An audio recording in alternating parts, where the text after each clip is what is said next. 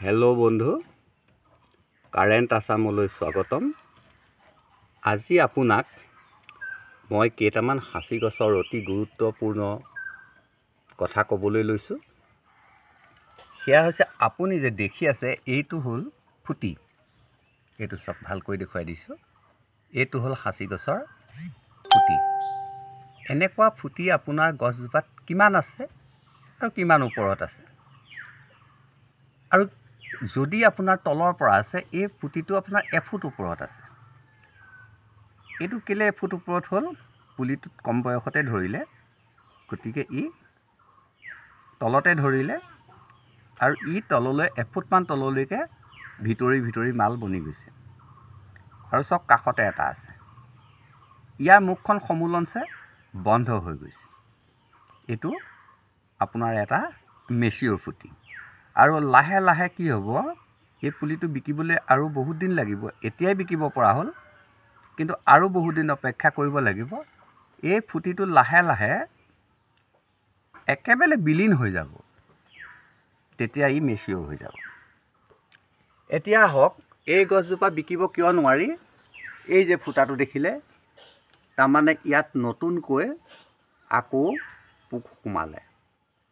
ইয়াক E complete হ'বলৈ লাগিব এবছৰ। এবছৰত ইয়াৰ মুখখন বন্ধ হৈ একেবাৰে নিচিন্ন হৈ যাব, মানে এনেকুৱা হৈ যাব।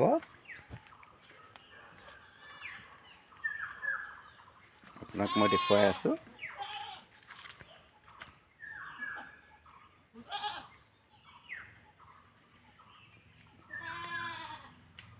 এই যে দেখিছে, এইত এনেকুৱা হৈ যাব। এইজোপাত আৰু আপুনি ওপৰলৈ যে যদি মন কৰে, তেতিয়া দেখিবলৈ পাব, এইটো হ'ল ফাট। সাঁচি গছজোপাৰ এইটো হ'ল ফাট। ফাট মানে কি আপুনি বুজিছেনে? ইয়াত ধৰক এটা দাৰ ঘাপ, মানে দাৰ আগটো ঘোপ মাৰি দিয়া গ'ল আৰু চিধা চিধি উলিয়াই লৈ যোৱা হ'ল। আৰু এই ওপৰত যিটো দাগ দেখিছে, এইটো এটা কটাৰীৰ আগটো ঘোপ মাৰি দিয়া গ'ল। এই যিটো দাগ আপুনি দেখি আছে, এই দাগটো হাইলাখ ফুটি। যেনেকৈ আপুনি মানুহ আৰু অমানুহ চিনিব নোৱাৰে, হয় বন্ধু, আপুনি মানুহ আৰু অমানুহ চিনিব নোৱাৰে, যিহেতু দেখাত একেই। কিন্তু সিহঁতৰ যেতিয়া কাম দেখিব, তেতিয়া আপুনি বুজি পাব কোন মানুহ আৰু কোন অমানুহ। ঠিক তেনেকৈ আপুনি সাঁচি পুলি এটা দেখিলে পোনছাতেই কৈ দিব নোৱাৰে যে এইটো তেলী সাঁচি বা এইটো ভোলা সাঁচি। কিয় ক'ব নোৱাৰে? এই যিজোপা গছ মই দেখুৱাই আছোঁ, এই গছজোপাত আপোনাৰ ফাট আছে, এই গছজোপাত আপোনাৰ ফুটা আছে, এই গছজোপাত আপোনাৰ ঘাপ আছে, এই গছজোপাৰ ভিতৰত মাল আছে। কাৰণ মাল আছেই। এইটো চাওক, কিমান ওপৰত ফুটা আছে, কিমান ওপৰত ফাট আছে, এইটো ফুটি আছে। আৰু ওপৰলৈ যদি আমি গৈ থাকোঁ, এই গছজোপাত অসংখ্য ফুটি আছে।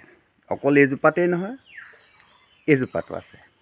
এয়া চাওক, এইটো এদিন একেবাৰে ছালটো লগ লাগিবহি, আৰু যেতিয়া লগ লাগিবহি, তেতিয়া কিন্তু ইয়াক চিনিবলৈ বহুত জটিল হ'ব। আপুনি এইফালে চাওক, এইটো ফুটি। এইজোপাটো ঠিক তেনেকৈ আপুনি চাওক, এইটো ফুটি আৰু ফাট একেলগে আছে। এইফালে যদি ওপৰলৈ চায়, মানে এই গছ পুলিকেইটাক এতিয়া আপুনি চাওক যে মোৰ এই পুলিটো লাগি আছে, দুইটা কিন্তু সমানে বাঢ়ি গৈছে। পুলিটো তাৰ কাষতে আকৌ এটা পুলি, তাৰ কাষতে আপোনাৰ আকৌ এটা পুলি, তাৰ কাষতে আপোনাৰ আকৌ এটা পুলি, এই পুলিটোৰ কাষতে আকৌ এটা পুলি। দেখিছেনে? গতিকে মই দৃঢ়তাৰে আপোনালোকক কওঁ যে আপোনালোকে সাঁচি পুলি ঘন হ'ল বুলি উঘালি দিব কোনো প্ৰয়োজন নাই। যদি কিবা কাৰণত ঘন হৈ গৈছে, আপুনি ঘনেই থওক। কিন্তু যদি আপুনি ৰুইছে, আপুনি প্লেন কৰি ৰুৱক, 2 ফুটত ৰুৱক, কোনো কথা নাই। কিয় এনেকৈ ৰুবনো? এই দুইটা পুলি বয়স সমান, একেবাৰে কাষতে হোৱাৰ কাৰণে ই বেছি গ্ৰ' কৰিলে, ই হিলি আছে। ইয়াক যেতিয়া বিকি দিম, ই তেতিয়া ডাঙৰ হৈ যাব। তাতকৈ আপুনি যদি 2 ফুট আঁতৰত কৰিলোহেঁতেন, সেই পুলিটো আৰু এই পুলিটোৰ সমান 2 ফুট যদি আঁতৰত হ'লহেঁতেন, দুইটা সমান হ'লহেঁতেন।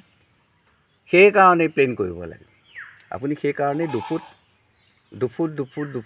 আঁতৰত যে পুলিবিলাক ৰুই যাব লাগে, সেইকাৰণে তেতিয়া সমানে ডাঙৰ হৈ যায়। যদি এটা 4 ফুট কৰিলে তেতিয়া বেছি ডাঙৰ হ'ব। এই কথা হ'ল আপোনাক কিমান সোনকালে লাগিব। আপুনি সোনকালে যদি আপোনাক লাগে আপুনি 4 ফুট কৰক, আপোনাক লাহে লাহে হ'লেও হ'ব আপুনি 2 ফুট কৰক। হেল্ল' বন্ধু, এতিয়া আহোঁ আকৌ আচল কথালৈ। মোৰ এই পুলিকেইটাত ফাট আছে, ফুটি আছে, ঘাপো আছে, মালো আছে। ইয়াত কিন্তু গুটি কম লাগিব। গুটি কেলে কম লাগিব?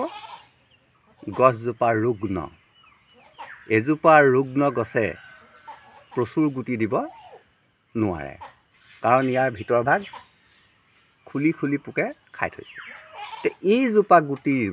এইজোপা গছৰ গুটি যদি আপুনি সংগ্ৰহ কৰি আপুনি উপযুক্ত প্ৰতিপালন কৰে, সেইজোপাই আপোনাক প্ৰচুৰ টকা দিব।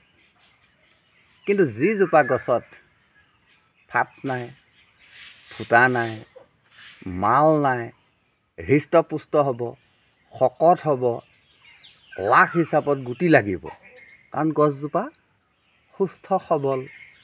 আৰু সেইজোপাৰ পৰা যিমান গছ হ'ব, সুস্থ সবলেই গছ হ'ব। ধৰিবই নিশ্চয় পাৰিছে।